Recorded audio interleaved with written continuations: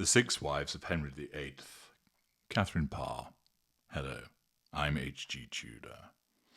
We reach our final wife, where I have distilled the key points about the personality of Catherine Parr into notable examples to make a determination as to where she stands within the foundation classification of empath, normal, narcissistic person or narcissist. Catherine Parr, the sixth and final wife of King Henry VIII, occupies a unique place in Tudor history.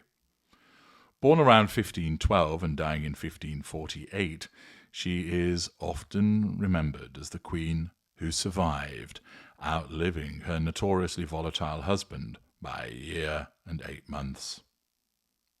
However, her life extends far beyond the rhyme from schoolyard history lessons. Parr was a scholar, author, stepmother, regent, and religious reformer whose actions reveal a complex personality, shaped by the treacherous politics of the Tudor court.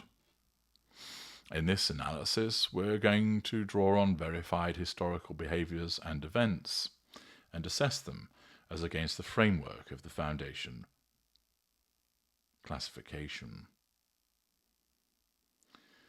We're going to look at historical records, her own writings and contemporary accounts across key phases of her life: early years and first marriage, her tenure as queen, her religious and intellectual pursuits, her relationships with Henry's children, and her final marriage and death. Catherine Parr was born in Blackfriars, London, likely in July or August 1512, to Sir Thomas Parr and Maud Green. Her father was a prominent courtier, serving as Sheriff of Northamptonshire and Controller to Henry VIII, while her mother was a lady-in-waiting to Catherine of Aragon, Henry's first wife, possibly Parr's namesake and godmother. Orphaned young after her father's death in 1517, Parr was raised by her mother in a household that emphasized education, a rarity for women of the era. She became fluent in French, Latin, and Italian, and later Spanish, demonstrating an early intellectual curiosity that would define her. Her first marriage, at age 17, in 1529, was to Sir Edward Burgh, a man in his 20s whose family held significant estates. He was reportedly in poor health, and the marriage was childless. He died in 1533, leaving Parr a widow at 21. She quickly remarried in 1534 to John Neville, 3rd Baron Latimer, a man nearly twice her age. Parr entered the peerage, managing vast estates in Yorkshire and Worcestershire. This union was marked by financial strains from Latimer's legal battles and the turbulence of the Pilgrimage of Grace in 1536 to 1537, a Catholic uprising against Henry's religious reforms. Rebels besieged Snape Castle, holding Parr, her stepchildren, and Latimer hostage. Latimer capitulated to the rebels to protect his family, but was later accused of treason, forcing Parr to plead his case at court. Latimer's health deteriorated, and Parr nursed him until his death in 1543, inheriting wealth and guardianship of his daughter, Margaret Neville. These behaviours reveal a pragmatic, dutiful woman. Nursing Latimer through illness shows care and responsibility, aligning with potential empathic traits of self-sacrifice and support. Her management of estates and advocacy for Latimer during political crises demonstrates competence and loyalty. She demonstrates a balanced, adaptive approach, embodying self-preservation without exploitation. Nevertheless, the fact that she married twice for status and security, despite age gaps and a lack of passion, certainly hints at self-interest, a narcissistic trait where personal advancement trumps emotional fulfillment. In 1543, at age 31, Parr caught the eye of the ageing, obese Henry VIII, whose health was failing from leg ulcers and possible syphilis. Despite her affection for Thomas Seymour, brother of Jane Seymour, Henry's third wife, Parr accepted Henry's proposal, marrying him on July the 12th, 1543, at Hampton Court Palace. As queen, she tended to Henry's physical needs, dressing his sores and providing companionship, but she was no mere nursemaid. She engaged him in intellectual debates, wore fine clothes and perfumes to maintain allure and influence policy. A pivotal example of her behaviour occurred in 1546, when conservative courtiers like Bishop Stephen Gardiner and Lord Chancellor Thomas Wriothesley plotted against her for the Protestant sympathies. They convinced Henry to sign an arrest warrant for heresy. Warned in advance, Parr submitted humbly, explaining her religious discussions were to distract him from pain and learn from his wisdom. Henry, flattered, reconciled with her, and rebuked Wriothesley when he attempted the arrest. This incident showcases strategic humility, feigning subservience to survive, a manipulative aspect, possibly one demonstrated by virtue of narcissistic traits, perhaps, or is it driven from something even deeper? As regent during Henry's 1544 French campaign, Parr managed the realm effectively, signing proclamations, overseeing finances and supporting the war effort, including commissioning a religious anthem by Thomas Tallis. She also secretly met with Protestant reformer Anne Askew, risking her position to advance reform. Her nursing and companionship certainly suggest the presence of emotional empathy, the prioritization of another's well-being. Yet, accepting marriage despite loving another and using flattery for survival could hint at more narcissistic behaviours. Potential, normal pragmatism of self-protection without harm. The strategic submission borders on narcissistic manipulation, as it involves the application of charm to control an outcome. But it does lack the fuel-seeking exploitation of the narcissist, and instead is more likely reflective of adaptive intelligence in a dangerous environment. Parr was a trailblazer as the first English woman to publish original works under her name.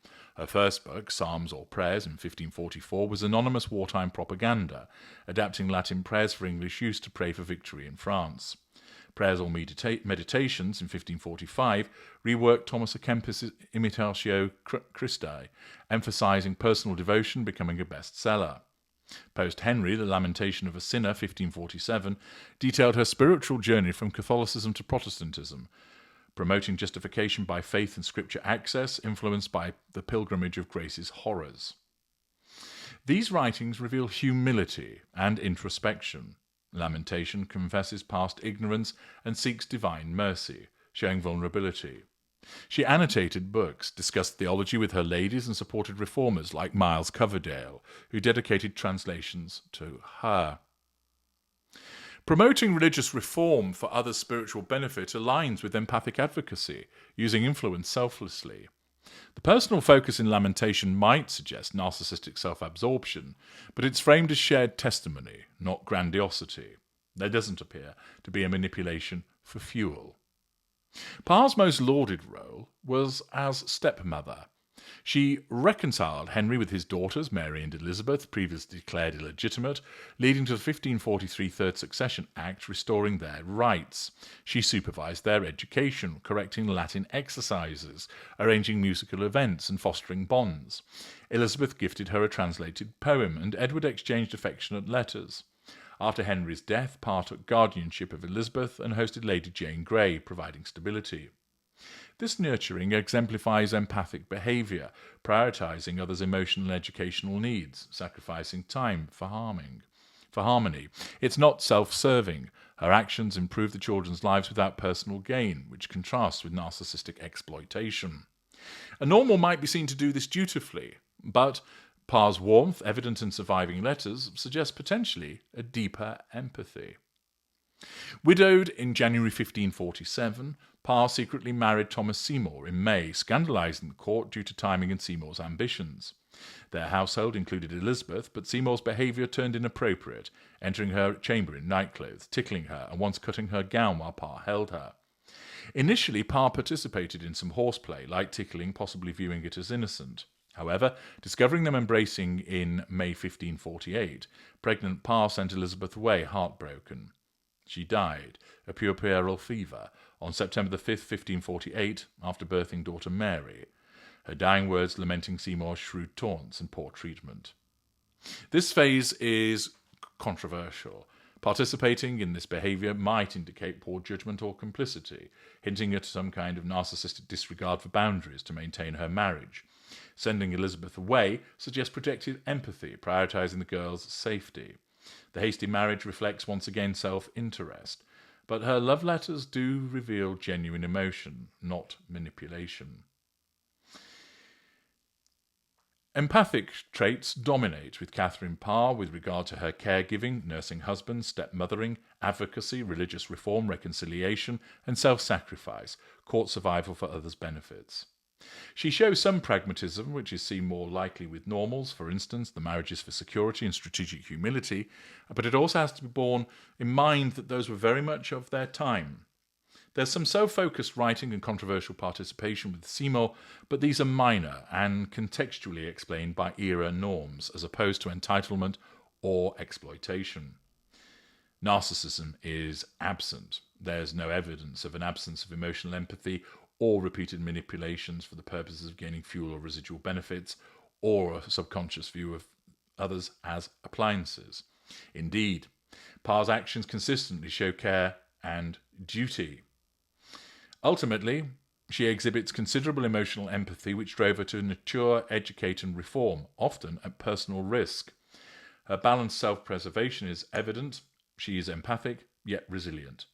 She's not flawless, but her life exemplified compassion in a brutal world, and ultimately closest aligns with that of empath. I'm H.G. Tudor. Thank you for listening.